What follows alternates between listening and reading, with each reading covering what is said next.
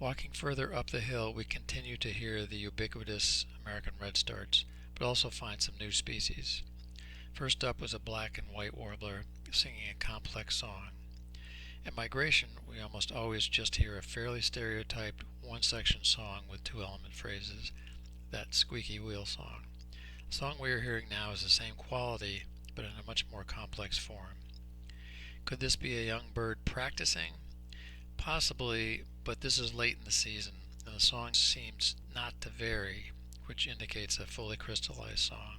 In the background is another indigo bunting singing its repeated two-element phrases in a gray catbird.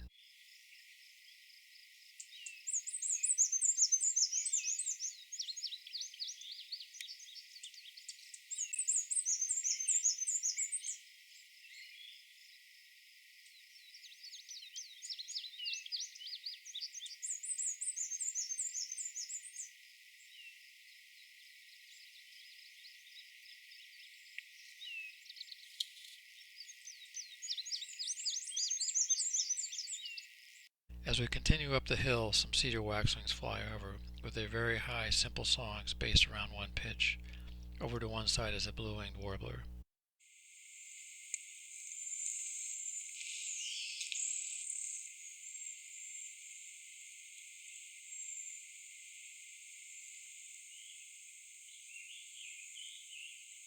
Scarlet tanager singing in the distance with also has very on a blue-winged warbler. Cedar waxwings flying.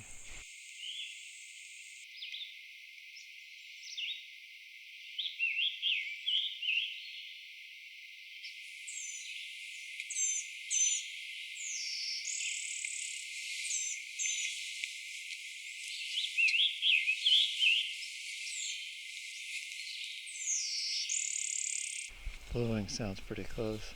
Scarlet tanager is a little further back.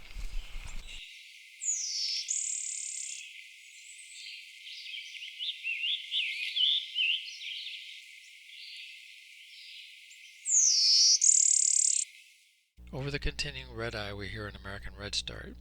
As mentioned in a prior episode, one hallmark of this species is their variation from three-section songs to a forceful one-section song, almost always with two-element phrases.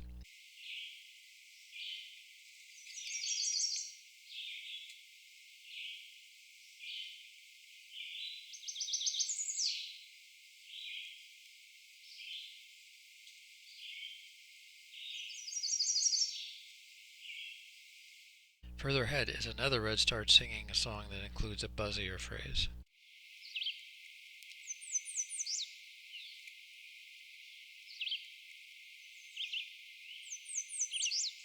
This is an unusual redstart. Very short elements in the first section.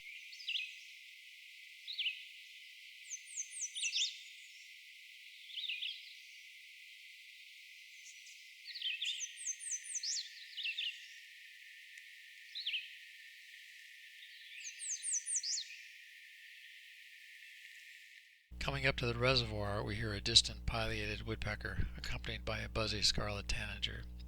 And of course, another redstart, this one alternating as expected. There's a distant yellow warbler at the start of this sequence. It's interesting to compare these two songs, especially the pitches and speeds.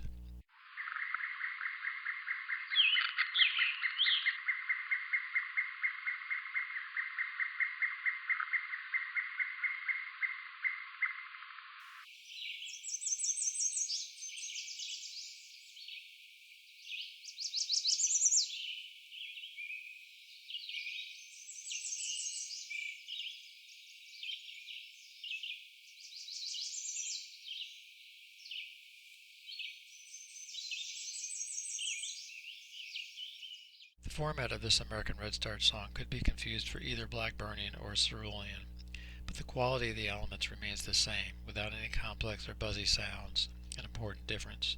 And, of course, a key ID point versus cerulean is the alternation of one-section songs. Note that blackburnian also has a one-section song in its repertoire and can alternate, but the quality is much more complex than the clear redstart song.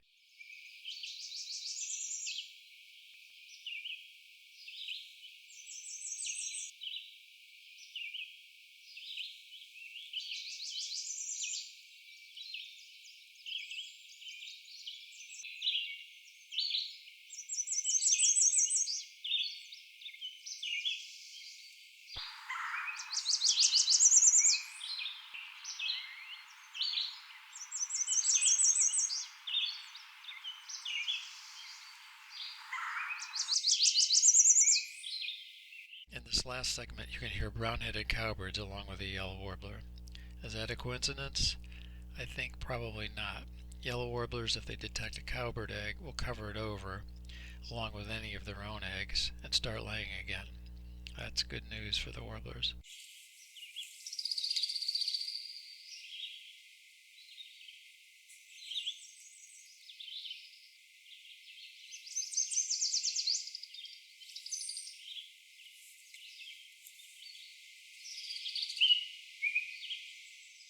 In fact, the cowbirds move on and we're left with the yellow warbler and the beautiful clear tones of a Baltimore oriole.